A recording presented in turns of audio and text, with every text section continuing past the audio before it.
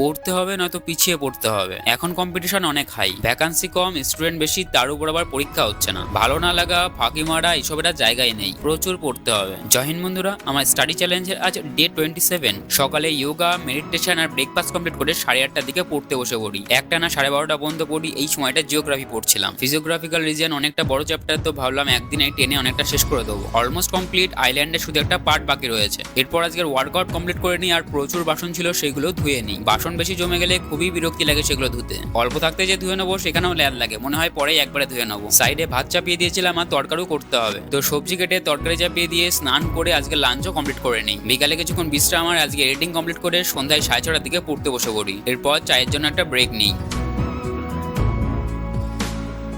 Break বলতে যেটুকুনি সময় লেগেছিল চা করতে। আজকের রুটিনে এখন অনেকটা সময় পড়া বাকি রয়েছে, সেই জন্য চা খেতে খেতেই পড়া কন্টিনিউ করি। এরপর কিছুক্ষণ ব্রেক নিয়ে হেঁটে এসে আজকে ডিনার কমপ্লিট করে 10টার দিকে আবার পড়তে বসে পড়ি। প্রথমে ইংলিশ গ্রামার, তারপরে জিকে পড়ে প্রায় 12:30টার দিকে আজকে সব টাস্ক কমপ্লিট হয়।